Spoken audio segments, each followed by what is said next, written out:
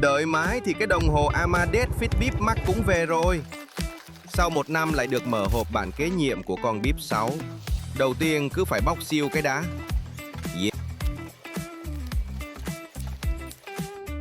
Yeah, em Bip Max này có vẻ to hơn Bip 6 năm ngoái. Màng phẳng chứ không vát cong. Thôi active rồi, xong cài đặt rồi lên video sau. Mọi người nhớ theo dõi cho một tim, một follow để mình ra thêm video về em Bip Max này nhé. Cảm ơn các bạn.